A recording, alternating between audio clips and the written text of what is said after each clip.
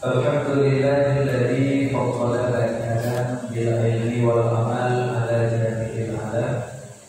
Asyhadu an la ilaha illallah wahdahu la syarika lah wa asyhadu anna Muhammadan abduhu wa rasuluhu la nabiyya ba'dahu. Allahumma shalli wa sallim ala sayyidina Muhammad wa ala alihi wa sahbihi ajma'in. Ya ayyuhan nas ittaqullaha haqqa tuqatih wa la tamutunna illa wa antum muslimun. Rabbi shrah li sadri wa yassir li amri wa hlul 'uqdatam min lisani yafqahu qawli, amma ba'du.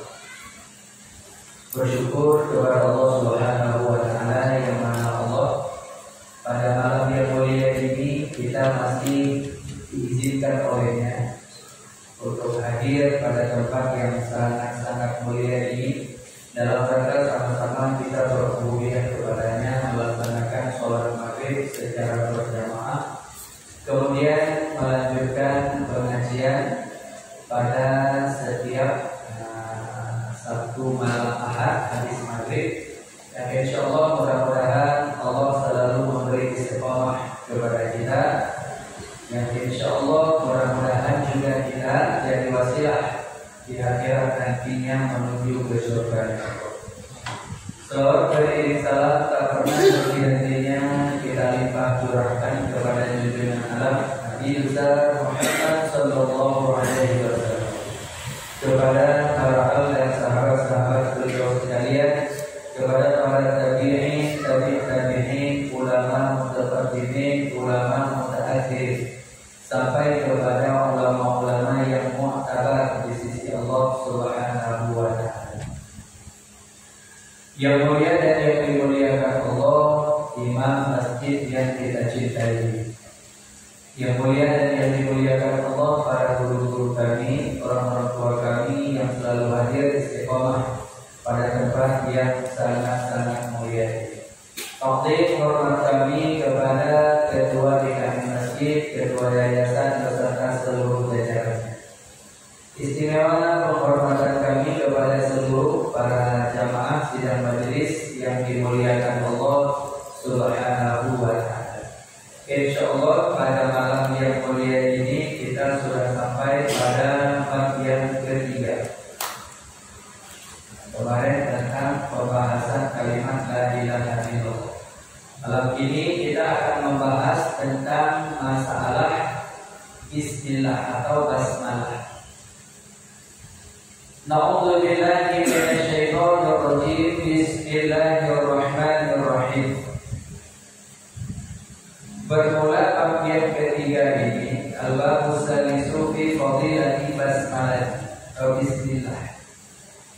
Maka bermula bab yang ketiga pada menyatakan tentang pembahasan kelebihan bagi seseorang yang selalu mengucapkan basmalah, bismillahirrahmanirrahim. Maka bismillahirrahmanirrahim ini adalah merupakan sunnatun muakkadatun. Ya, setiap kita melakukan sesuatu maka disunnatkan membaca bismillah. Itu sunnat yang dikuatkan. Dan makruh hukumnya bagi orang yang tiada membaca bismillahirrahmanirrahim di kulli halin, pada setiap hal, setiap keadaan, setiap kita mau berbuat, maka jangan pernah lupa kita mengucapkan bismillah. Ini yang perlu untuk kita paham. Namun makruh mengucapkan bismillah di saat kita mau takbiratul ihram. Ini perlu dipahami. Semua perkara kita disunatkan membaca bismillah. Namun ada tempat yang wajib baca bismillah dan ada tempat yang makruh baca bismillah. Mungkin ilmu bagi kita pada malam yang mulia ini menyangkut dengan membaca bismillah di saat kita mau sholat. Sudah berdiri dengan bagus, bismillahirrahmanirrahim, Allahu Akbar. Itu baca bismillah hukumnya makruh. Kenapa makruh baca bismillah di saat sebelum takbir? Karena tiada wali baginda. Jadi jangan salah kita meletakkannya, karena kebiasaan kita memang membaca Bismillah. Maka Bismillah semua kita mau, semua kulihat. Setiap kita mau berbuat selalu kita disunahkan membaca Bismillah. Tapi di saat kita mau sholat, kenapa kita tidak disunahkan baca Bismillah? Akan makruh. Nah, ini perlu untuk kita pahami. Membaca Bismillah di saat kita mau sholat hukumnya makruh. Karena kenapa? Karena sholat itu diawali dengan takbir, bukan dengan Bismillah, bukan dengan basmalah. Makanya makruh. Sholat itu diawali dengan takbir. Nah, ini adalah merupakan perkara yang perlu untuk kita pahami. Tapi bila seandainya kita membaca Bismillah kemudian diiringi dengan yang lain, maka tiada masalah, tak makruh. Kita mau sholat, Bismillahirrahmanirrahim. Usolli fardhal maghribi salasa rakaatin. Ini tak perlu lagi. Kenapa? Karena tidak kita awali dengan Bismillah sebelum takbir. Yang makruhnya baca Bismillah kemudian langsung takbir. Itu makruh baca Bismillah. Kenapa makruhnya? Apa dalilnya? Wah, ini dari Nabi. Nabi tidak pernah membaca Bismillah di saat sebelum takbir. Tapi kalau seandainya ada diiringi dengan membaca surat atau ayat Al-Quran, Bismillahirrahmanirrahim, kemudian baca surat Qul a'udzu birabbin nas misalnya, tidak ada masalah lagi, karena kita membaca Bismillahnya bukan untuk takbiratul ihram. Makanya jangan terkejut kita ya. Dan andai kata misalnya ada guru-guru kita yang menyampaikannya makruh membaca Bismillah di saat kita mau sholat, jangan terkejut, karena kembali dari Nabi. Dan sholat kita itu usolli kama ra'aitumuni usolli. Sholatlah kalian sebagaimana kalian melihat aku sholat. Jadi Rasul tidak pernah membaca Bismillah di saat mau takbir. Cuma kita di sini kan ada pakai usollinya. Dalam mazhab kita Imam Syafi'i ada baca usolli fardhal maghribi salasa rakaatin. Itu lafaz namanya. Mengucapkan lafaz itu hukumnya sunnah, tapi takbir itu hukum wajib. Makanya tidak disunnahkan membaca Bismillah kemudian langsung takbir. Ini yang perlu untuk kita pahami, ya. Dan membaca Bismillah itu ada hadis daripada Rasulullah Sallallahu Alaihi Wasallam. Tiada daripada hamba Allah yang mengatakan dia akan namanya Allah Bismillahirrahmanirrahim, malaikat dia dihancurkanlah syaitan oleh Allah Subhanahu Wa Taala seperti hancurnya timah daripada api. Timah di saat kita panaskan dengan api dia akan meleleh. Begitu pula kita membaca Bismillah, syaitan akan meleleh. Lebih-lebih ya, di saat kita mau makan, maka ada kisahnya. Ada komunikasi antara iblis dengan iblis, syaitan dengan syaitan. Tapi syaitannya ya, itu menurut gelas kita. Kalau tingkat gelas kita ini masih satu-satu baret merah. Jadi syaitan itu, iblis itu dia menjaga kita. Dan di dampingi kita juga ada diutuskan satu malaikat. Malaikat yang tulis amal kebajikan dan malaikat yang tulis amal kejahatan. Itu malaikat tidak pernah menyuruh dan tidak pernah menekan. Itu cuma tulis saja. Kalau kita buat baik ditulis, kalau kita buat jahat juga ditulis. Itu malaikat namanya rakib dan akib. Itu tidak pernah menyeru untuk kebaikan dan menegak untuk kejahatan. Namun Allah memutuskan untuk kita satu orang malaikat yang selalu menjadi perlawanan dengan syaitan dan iblis. Karena iblis setiap kita itu satu kita, seorang kita satu, mereka diutus oleh bosnya, oleh atasannya. Tapi menurut orang, kalau tingkat kita tingkat satu merah, baik. Kalau tingkat orang-orang yang alim sedikit, nah sudah kuning. Tingkat-tingkat yang agak alim lagi, ya itu tingkat sudah mulai ini. Pokoknya di atas itu, di atas lagi para ulama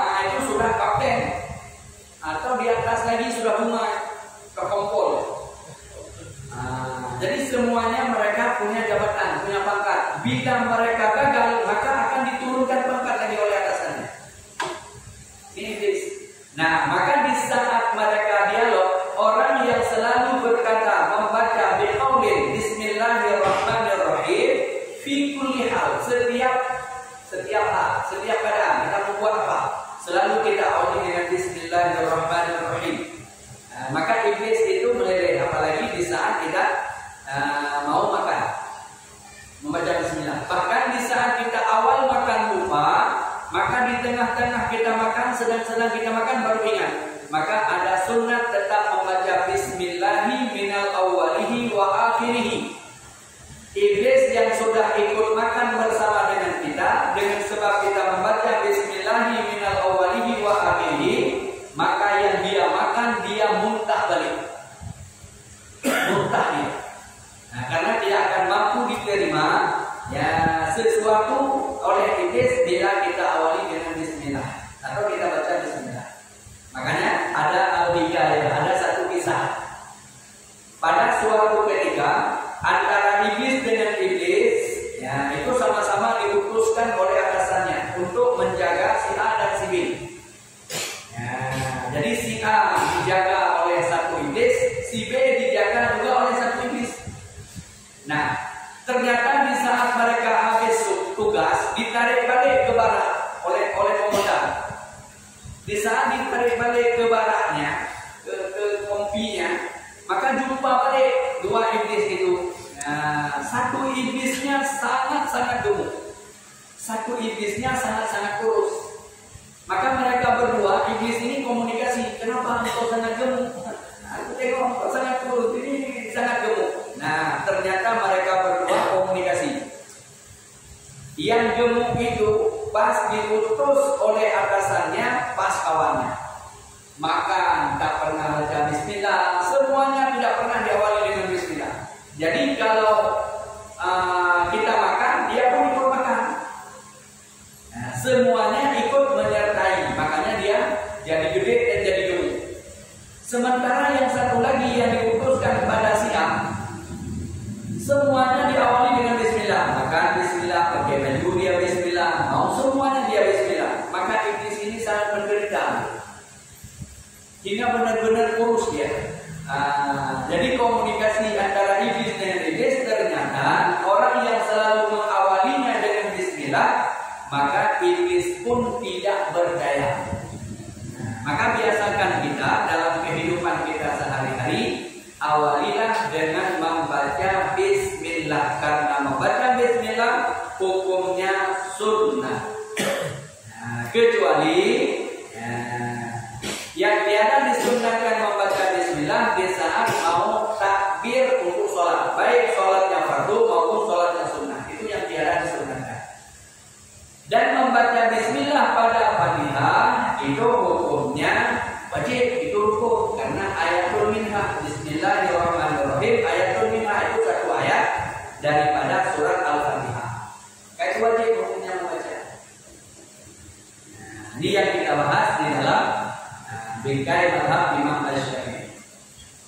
Kemudian waqala Nabi sallallahu alaihi wasallam, dan Rasul pada suatu hadis Rasul menyampaikan dengan makna tiadalah dari seorang hamba Allah yang membaca dia akan Bismillahirrahmanirrahim, malaikat menyuruh oleh Allah Ta'ala,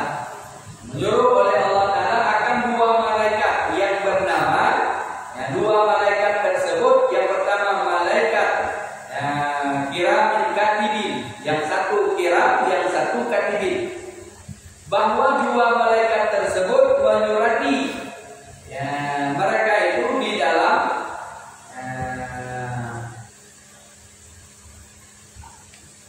dalam setiap saat.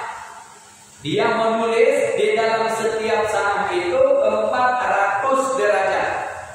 Orang yang selalu membaca Bismillah itu setiap saatnya dia menulisnya 400 derajat.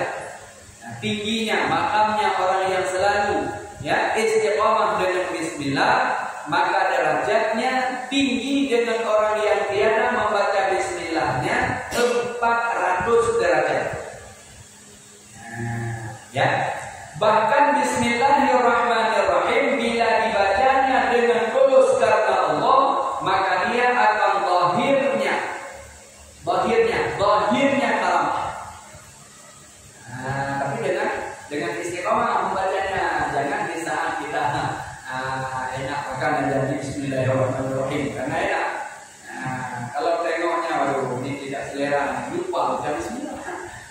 Bukan seperti itu, tetapi ya, istiqomah. Maka dipisahkan ini ada seorang perempuan, ini sudah pernah sering kita sampaikan.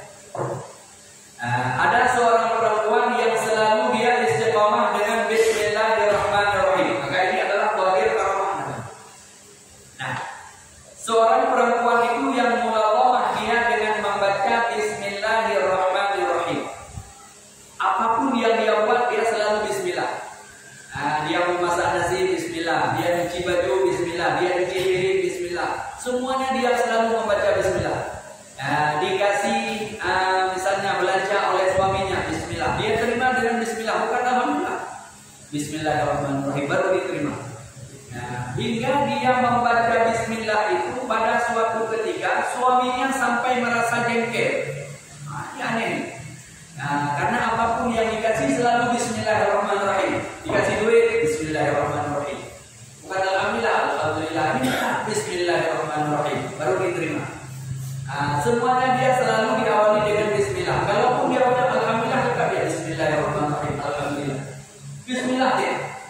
Selalu dia membaca Bismillah. Hingga pada suatu ketika suaminya membawa duit yang banyak. Maka dikasihlah untuk sama istrinya untuk disimpan. Dikasih. Ini misalnya duit banyak.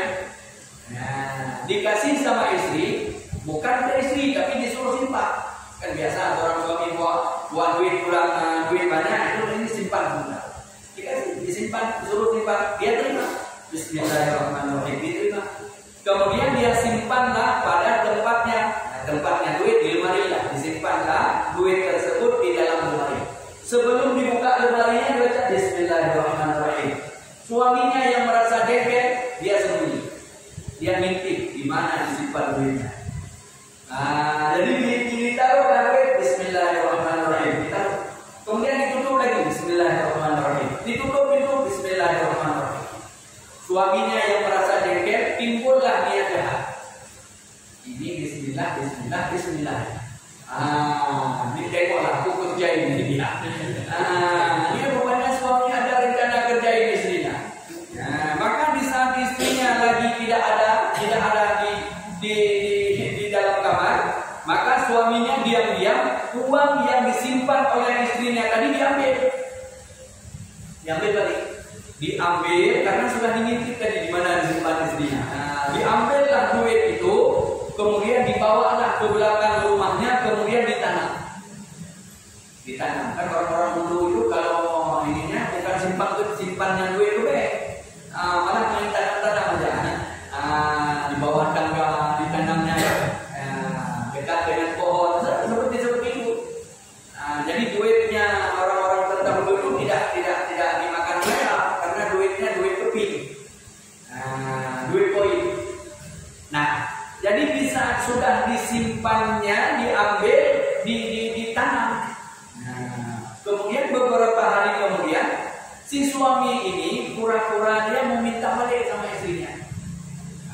Yang rencana ini kalau seandainya tidak ada lagi duit, nih baca, makanlah Bismillahmu. Duit yang aku kasih kepadamu di mana? Ini ada niat jahat suaminya, rencana dalam arti mau menimpa istrinya karena merasa jengkel dia. Apapun yang dikasih ke Bismillahirrahmanirrahim. Istiqomah dia. Maka suaminya dengan dirinya panggil, saya itu duit yang aku kasih kemarin mana? Aku mau pakai. Maka istrinya Bismillahirrahmanirrahim. Datang dia buka lemari Bismillahirrahmanirrahim. Dia angkat baju Bismillahirrahmanirrahim. Diambil itu duit Bismillahirrahmanirrahim. Mau dikasih ke suami. Tengok ke belakang suaminya sudah pingsan. baru mau dikasih duit kepada suaminya, tengok ke belakang, suaminya rupanya sudah pingsan di belakang. Nah, jadi istrinya jadi heran. Ini kenapa pingsan ini? Tadi dia minta duit, ini aku kasih duitnya kembali, dia kok pingsan di belakang. Nah, jadi susah sama istrinya ujungnya. Nah, di saat suaminya sudah siuman, dia kasih duit, ini duitnya apa? Maka suaminya minta maaf, pun nangis dia. Istrinya nampak heran, kenapa dia menangis? Nah, tadi dia minta duit, ini dia pingsan, kemudian dia menangis. Ujungnya suaminya minta maaf. Wahai istriku, aku minta maaf. Kenapa kau minta maaf? Sebenarnya itu duit sudah aku ambil. Sudah aku ambil itu duit dan sudah aku sembunyikan di belakang rumah. Tapi aku heran kenapa duit itu masih ada di sini. Ini yang aku heran, makanya aku nggak habis pikir itu. Nah, jadi padahal duit sudah aku ambil. Nah, tadi kata istrinya, Bismillahirrahmanirrahim. Kenapa abang ambil dulu? Jadi pada saat itu suaminya minta maaf kepada istrinya. Ternyata jangan main-main dengan Bismillah, dengan nama Allah itu nggak boleh main-main. Nah, ternyata Bismillahirrahmanirrahim bila dibacanya dengan istiqomah, dibacanya tulus karena Allah, bisa menggahirkan Allah. Nah, itu satu karena makanya tidak boleh main-main dengan Bismillahirrahmanirrahim. Maka sunat membaca di setiap hal. Dan haram membaca bismillah pada perkara yang haram. Nah, jangan nanti mau berjudi online Bismillahirrahmanirrahim. Kalau bismillah tak akan itu.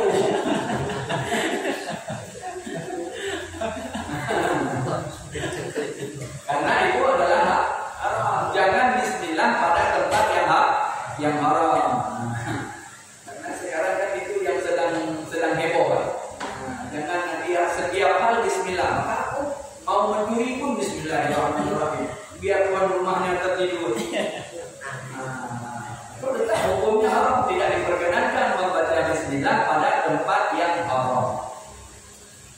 Tapi ada juga itu pencuri yang baca bismillah. Sebelum dia melangkah untuk mencuri barang orang, dia baca bismillah itu. Nah, rupanya dia berlindung juga pada Allah. Mau mencuri, mau masuk ke rumah orang, membobol rumah orang, dia baca Bismillahirrahmanirrahim, baru dia mulai bergerak. Apa itu Bismillahirrahmanirrahim? Pada perbuatan yang haram maka tidak diperkenankan. Hukumnya haram. Yang haramnya perbuatannya, bukan membaca Bismillahnya. Bismillah itu tetap, tiada masalah membaca Bismillah. Cuman tidak watasik fil makan, bukan pada tempatnya yang kita lihat. Nah, maka meletakkan Bismillah bukan pada tempatnya, maka perbuatannya lah yang haram. Nah, ini yang perlu untuk dihadirkan supaya kenapa? Jangan salah tempat mewazakkan pembacaan baca Bismillah.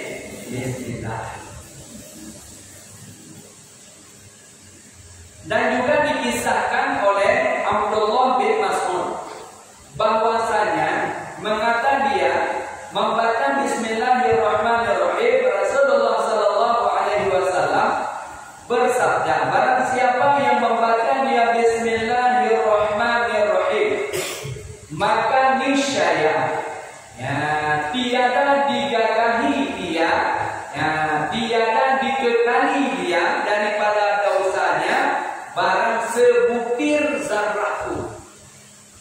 Tiada disisakan, jadi digugurkan, tiada dikekalkan dosanya walau hanya sebutir zarrah. Maka di saat dia selalu membaca Bismillahirrahmanirrahim, maka dosanya itu akan gugur. Dan Bismillahirrahmanirrahim yang dibacanya maka akan menjadi dinding bagi hamba Allah daripada dosa.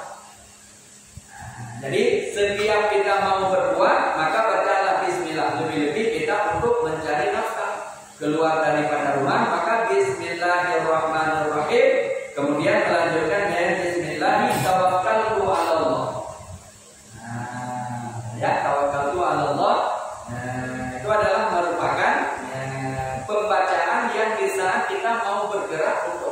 nafkah.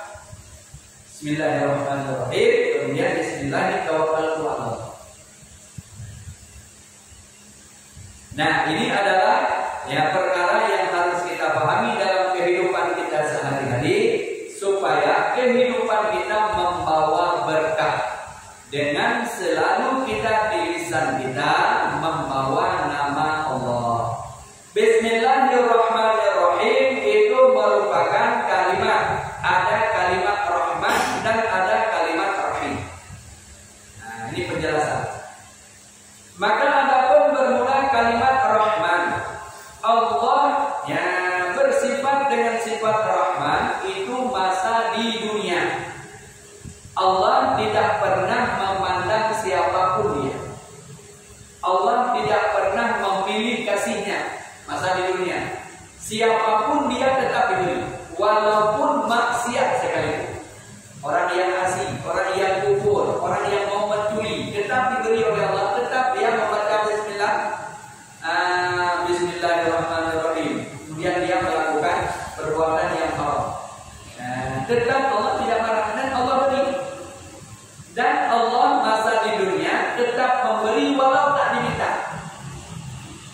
Tidak diminta dia, tapi yang jatah dia tetap Allah beri. Kenapa? Karena di dunia Allah bersifat dengan sifat Rahman. Makanya duluan Bismillahirrahmanirrahim. Sifat Rahman itu Allah bersifatnya masa di dunia. Dalam arti hambanya masa di dunia, Allah bersifat dengan sifat Rahman. Wahir. Kemudian di akhirat Allah bersifat dengan sifat Rahim. Sifat Rahim Allah pilih kasih. Yang taat Allah kasih, yang kufur, yang ingkar, yang asih Allah tak kasih. Maka dihukum di akhirat. Makanya di akhirat nanti Allah akan memilih kasihnya. Siapa yang taat maka dia akan kasih. Tapi siapa yang kufur, yang maksiat, yang asih itu dihukum. Karena di akhirat Allah tidak lagi bersifatnya dengan sifat Rahman, tapi bersifatnya dengan sifat Rahim. Makanya duluan Bismillahirrahmanirrahim. Sifat Rahman masa di dunia, sifat Rahim Allah di akhirat kepada hambanya. Maksudnya kepada hamba. Ya. Kalau sempat Allah di dunia bersifat dengan sifat Rahim, orang yang tidak taat pasti dilapar. Tak dapat apa-apa. Kalau di dunia ini Allah bersifat dengan sifat Rahim. Yang taat dia beri, yang enggak taat enggak diberi. Nanti banyak kali orang yang tak dapat taat. Tak dapat kerja. Makanya di dunia Allah tak pilih kasih. Siapapun tetap Allah beri. Yang kufurkah, yang fasikkah, yang taatkah, semuanya diberi. Tetapi kalau sudah sampai di akhirat, maka barulah Allah yang memilih siapa yang taat, dialah yang akan diberi. Waqala Nabi sallallahu alaihi wasallam fil hadis, Rasul pernah menyampaikan dalam satu hadisnya, apabila menyurati oleh seseorang akan kalimat Bismillahirrahmanirrahim. Ini seseorang yang menulis, maknanya menyurati, menulis. Siapa sahaja seseorang yang menulis kalimat Bismillahirrahmanirrahim. Ini hadis Rasulullah. Barang siapa yang menyurati atau menulis dia kalimat Bismillahirrahmanirrahim, maka melipatkan dia akannya dia kalimat tersebut dengan rapi. Dan menulisnya itu dengan mengagungkan nama Allah. Menulisnya itu dengan niat untuk mengagungkan nama Allah, bukan menulisnya karena apa? Karena ecek-ecek lah. Bukan menulis karena iseng-iseng, tetapi menulisnya benar-benar karena mengagungkan nama Allah. Nah, ini hadis daripada Rasulullah SAW. Bila ada seseorang yang menulis kalimat Bismillahirrahmanirrahim, maka dia kemudian melipatnya dengan rapi dan mengagungkan, menulisnya dia untuk membesarkan, mengagungkan Allah niscaya mengampuni oleh Allah Ta'ala baginya barang dosanya dahulu daripada dosanya. Allah ampuni dosanya barang-barang yang dahulu daripada dosanya. Dosa-dosa yang sudah ke belakang semuanya diampuni. Dan barang siapa juga yang sesudah ditulisnya dan dilipatnya dengan rapi dan dia mengagungkan kalimat tersebut, kemudian dia memasukkan ke dalam usahanya. Ini orang-orang yang mau usaha. Yang mau usaha, enggak usah pergi ke orang-orang pintar. Jangan nanti jadi bah buku, enggak usah. Tulis Bismillahirrahmanirrahim saja. Kemudian sesudah ditulisnya pada kertas yang polos, kertas yang tidak ada bergaris, kertas yang polos, ditulisnya Bismillahirrahmanirrahim. Kemudian dilipat dengan rapi tulisannya itu dengan niat mengagungkan nama Allah. Kemudian dilipat dengan rapi dan dimasukkan ke dalam usahanya, yaitu ke dalam laci. Kalau kita masukkan aja ke dalam lacinya. Jadi nggak ada tuyul-tuyul yang ambil duit itu, nggak ada. Kenapa? Karena memang ada nama Allah di situ. Jadi jangan khawatir lagi. Jadi itu kalau sudah kita tawakal serah kepada Allah, jangan ragu-ragu, jangan separuh-paruh, jangan kita nanti sesudah kita semuanya kita serahkan Bismillahirrahmanirrahim. Aku melangkah, aku berbuat, aku berusaha dengan nama Allah, dengan Bismillah. Maka kalau sudah kita serahkan kepada Allah, jangan ada ragu-ragu ini. Maka insya Allah. Lalu kenapa kita ini banyak saya tulis tapi tidak jalan ini? Malah bankrupt, tutup lagi usahanya. Karena kita tulisnya bukan karena Allah. Tulisnya kita bukan mengagungkan karena Allah. Tulisnya kita ini aku coba dulu. Benar tak? Dari tes. Makanya jadi kita bukan sepenuhnya kita serahkan kepada Allah. Maka bila seandainya kita dengan setulusnya menulisnya karena Allah, maka itu tiada yang bisa menandingi. Ini yang perlu untuk kita hadirkan dalam kehidupan kita sehari-hari. Kalau kita sudah serahkan kepada Allah, jangan tanggung-tanggung. Serahkan semuanya, serahkan sepenuhnya, biarlah Allah yang mengaturnya. Kita tinggal menjalani saja. Karena apa yang sudah Allah takdirkan itu tidak akan pernah kepleset. Walau kita sekuat apapun, sekeras apapun usaha kita, tidak akan pernah bisa menembus dinding takdirnya Allah. Apa yang sudah digariskan oleh Allah itu yang akan bakal terjadi. Walau sekuat apapun kita usaha, walau sekeras apapun kita ikhtiar, tidak akan pernah bisa menerobos dinding takdirnya Allah. Makanya bila seandainya kita sudah menyerahkan sepenuhnya kepada Allah, maka tidak akan pernah kita merasa bersedih. Karena semua yang terjadi itu adalah yang ditakdirkan oleh Allah. Nah, ini yang perlu ilmu bagi kita dalam kehidupan kita sehari-hari, supaya bisa kita mengarahkan kehidupan kita ini kepada jalan yang diridhai oleh. Kemudian waqala Nabi sallallahu alaihi wasallam, dan bahwasanya Allah Subhanahu wa taala memperhiaskan dia akan langit. Allah menghiaskan langit dengan segala bintang-bintang, dan memperhias dia akan segala bumi, memperhiaskan buminya dengan segala kayu-kayu. Allah hiaskan bumi ini dengan pohon-pohon kayu. Allah hiaskan langit dengan bertaburan bintang. Allah hiaskan segala laut dengan segala ombak. Dengan segala ombak. Ombak itu adalah merupakan hiasan laut. Ombak.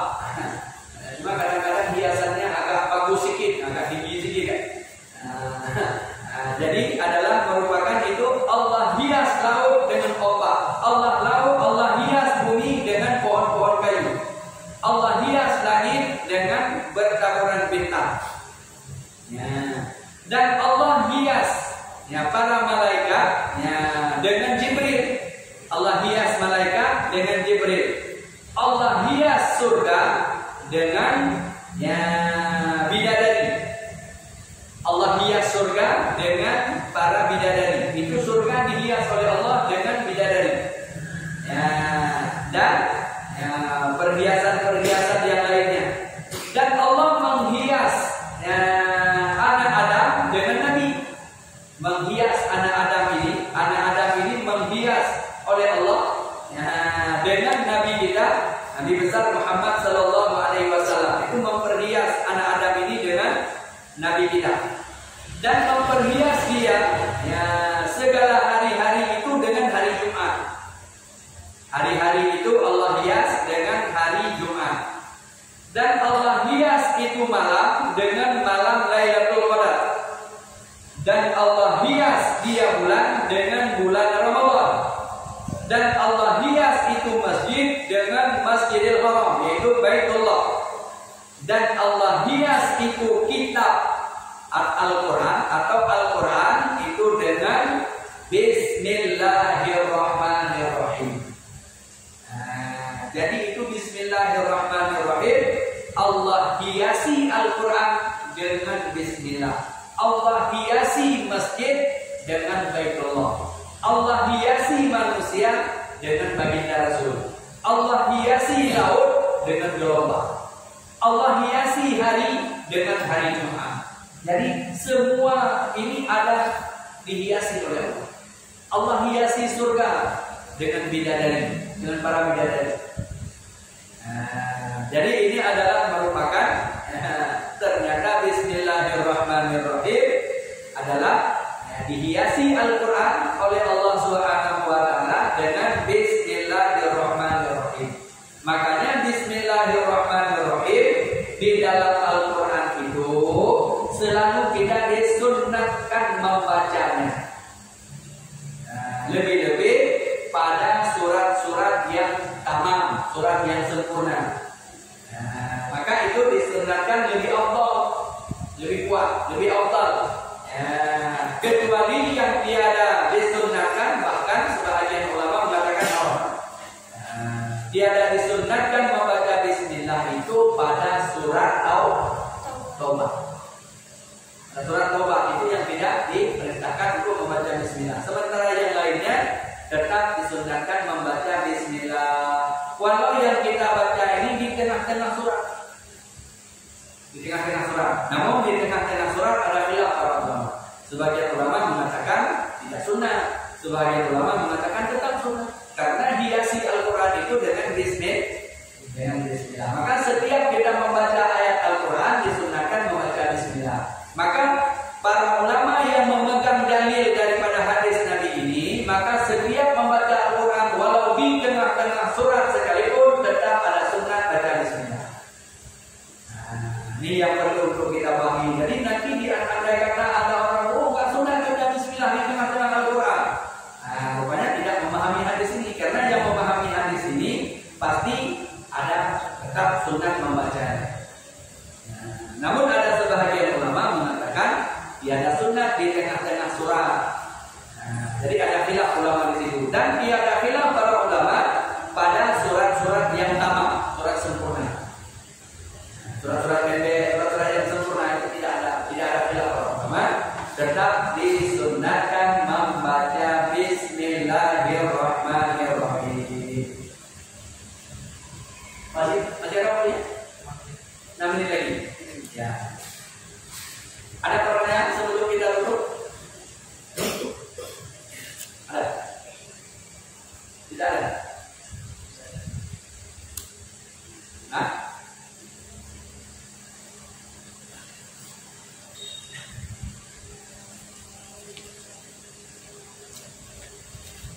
Nah, ini penting untuk juga kita pahami di dalam kehidupan kita sehari-hari supaya. Dan di antara surat Al-Fatihah yang paling banyak hikmah uraiannya adalah di kalimat Bismillahirrahmanirrahim.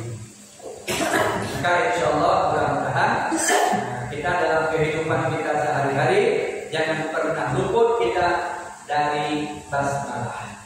Apapun yang kita kerjakan, di kulli halin pada setiap hal, maka jangan pernah kita meninggalkan Bismillahirrahmanirrahim. Mudah-mudahan apa yang kita bahas pada malam yang mulia ini ya, mendapat redha ya, dan ilmu dari Allah Subhanahu wa taala bisa kita amalkan dalam kehidupan kita sehari-hari hingga selalu dicurahkan rahmatnya dan kasih sayangnya. Insyaallah dunia kita akan bahagia, akhirat insyaallah ahli surga. Wallahu a'lam bishawab wa ilaihi marji' wal ma'ab. Untuk mendapat keberkahan mari sama-sama kita tutup pengajian dengan doa. A'udzubillahi minasyaitonir rajim. Bismillahirrahmanirrahim. Alhamdulillahirabbil alamin hamdan syakirin hamdan na'imin hamdan yuwaffi ni'amahu wa yukafi'u mazidah. Ya rabbana